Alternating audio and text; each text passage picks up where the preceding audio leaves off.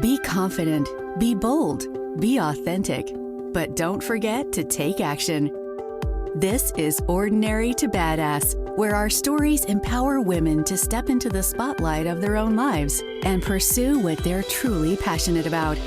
It's time to step into the arena and become more than just extraordinary. It's time to become a badass with your host, Marie Sonneman.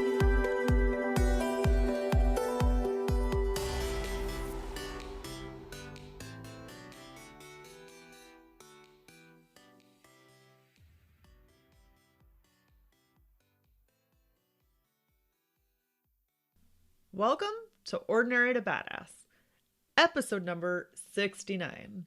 In this episode, we're going to be doing a recap of episode 68 with Hannah Strenger, and I'm going to give you three takeaways from the episode, and then follow it up with why Hannah Strenger is so badass. But first, if you like these kind of episodes, because the recap episodes are brand new, this is only the second one that I've done, give me feedback. Head on over to Instagram, tag me or DM me at Ordinary to Badass and let me know what you think. Do you like these episodes? Do you hate them? I want feedback.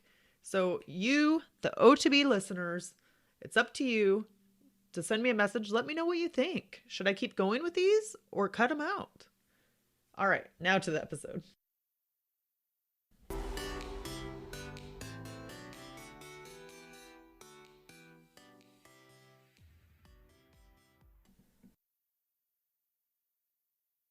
So, did you listen to the episode with Hannah Strenger? It's the episode right before this, episode number 68. Hannah's pretty badass. I really enjoyed talking to her and hearing her story. So 3 takeaways that I want you to have from that episode is 1, all you need is 2 seconds of courage. 2, set boundaries for yourself. And 3, do little things to increase your confidence, like a confidence portfolio or an alarm. So let's get into it, yeah? First, Hannah said, all you need is 2 seconds of courage. She talked about being scared to make the phone call, to call and say, hey, I want to come out. But she didn't know how to do it. And she had only at that point talked to her therapist. She hadn't shared this with anybody else. So to go to a group of people and talk about it and make that phone call and put herself out there, that had to be hard. But like she said, she gave herself a timeline. So when she was on her lunch at work, she said, okay, sometime during this lunch period, I have to call. So she sat in her car, ready to make the call, to get signed up for that group. And she made the call. She was terrified, but she did it anyway. So I want you to think about that a little bit.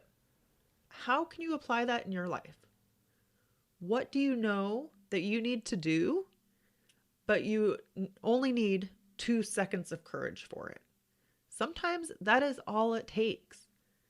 So consider giving yourself a deadline, just as Hannah did, and then using 2 seconds of courage and getting it done.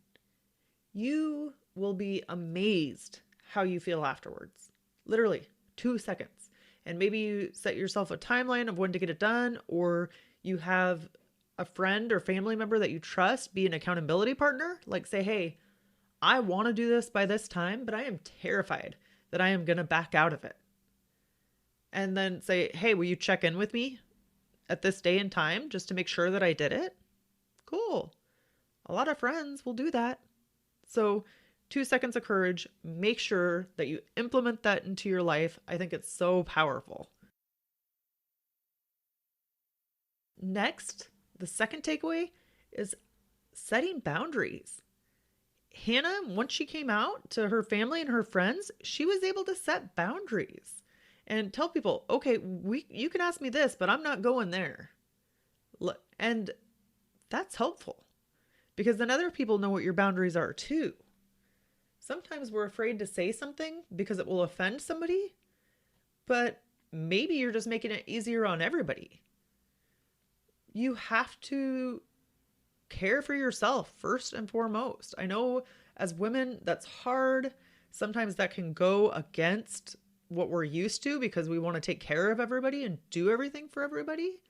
But it's so important to just set boundaries and tell people what you will and what you won't do. Um, you have to show up as you. And as Hannah said, once she started setting boundaries, she got more confidence because she was having purpose and intention and showing up the way that she wanted to. And you can do the same. So, where in your life can you start setting boundaries? And how can you start implementing them? Like maybe you have, if you're scared to speak up for yourself, maybe you have a script that you say. You have something that you know what you're going to say ahead of time so that you don't feel like you're flailing in the moment or you don't stutter or not know what to say. You've already practiced a script in your head of what you're going to say because most of us have somewhere in our life where we can set a boundary that we haven't. All right, on to number 3. Create something to increase your confidence. It's kind of like fail safes. Like when you start talking bad to yourself, when you start talking down to yourself, you have go-tos, you have pick-me-ups. And Hannah had mentioned a confidence portfolio and an alarm on her phone. So the confidence portfolio was something where it listed all of her wins that she's had in her life since she was a little kid. So whenever she felt down or like, I suck, I'm not doing enough, I'm not where I want to be, then you go back and you look at that confidence portfolio. You look at that list of things that you have done that are so badass to remind yourself, you're not doing as bad as you think you are. You have done amazing, amazing things. And we all need that reminder. So I would love, love, love if you created a confidence portfolio, snapped a picture or a screenshot and send it to me on Instagram at Ordinary to Badass. I want to be able to cheer you on. I want to see, what you badasses are doing or have done in your life. So that would be super cool. The other thing to gain confidence, Hannah said that she set an alarm on her phone. So consider just setting a daily alarm and have it send you a message like you are badass or you are strong, you are capable, you got this, rock today, you're such a badass. But just say something that helps you kind of boost your mood. And what I like about that is you never know what kind of mood you're going to be in when you get that. And sometimes it's just what you need to be like, oh yeah, I am badass. Yeah, let's go. Let's get this. So make sure, create a confidence portfolio, set an alarm on your phone. You got this. Now, to the cool part. Let's talk about why Hannah Strenger is so badass. Man, I loved hearing her story. Hannah talked about how, she was hiding who she was for a long time or just hadn't been able to tap into it. So her coming out journey was pretty hard, as I'm sure many are. But the fact that she went to a counselor or went to therapy for how long so that she could figure it out. I'm going to digress a second here. But man, therapy is so powerful. It can help you get out of your own head, get out of your own way. So that is badass that she went to therapy just to figure out what was going on with her and to be able to speak her truth. So then Hannah was brave enough to come out to her family, her friends, to go to a support group and get support there. Sometimes you just need a tribe of people who are going through what you are and who can cheer you on. And even though she talks about gripping that phone and it being so hard for her to make that dang phone call, she did it. She took the 2 seconds of courage and she did it. And then here's what's super badass.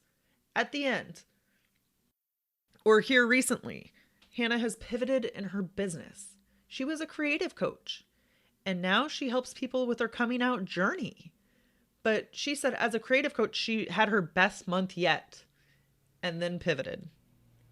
Like that must have been hard. I can just feel it in my gut, feel like how hard it must have been just to pivot, especially when you're, having success at what you're doing. But her intuition told her to go a different way. So how freaking badass is that? Her best month ever in business, and she pivoted because that's what her intuition was telling her to do. So, what is your intuition telling you to do? As Hannah said, you don't always have to know the next step. You don't have to know that it's going to be safe, in the long run, or that it's going to be the best thing to play out. But if that's what your intuition is telling you, just take a step in faith that it will all work out and take that next step. All right, to quickly recap. 3 takeaways from the episode are to have 2 seconds of courage. Second, to set boundaries in your life. And third, create fail-safes to help you increase your confidence, whether that be a confidence portfolio or alarm reminders on your phone. Or for extra credit, do both. And then Hannah Strenger is so badass because she has been following her intuition all along. She did hard things.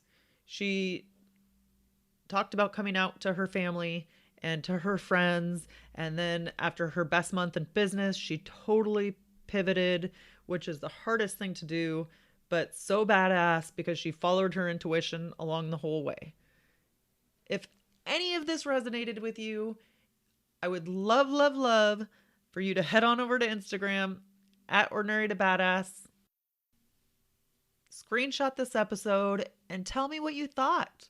Tell me what resonated with you.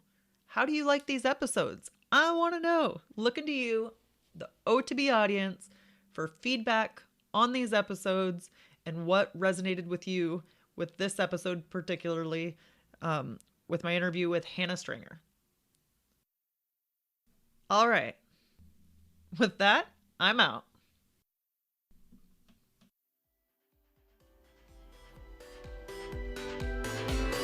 Now that you've listened to this episode of Ordinary to Badass, we want to hear from you. Go to our website, ordinarytobadass.com/podcast, and submit your own experience on how you took your life from ordinary to badass and get the chance to be on a future spotlight episode of the show. That's ordinarytobadass.com/podcast. While you're waiting for the next episode of the show, wipe off the sweat, dust off the dirt, and get back in the arena.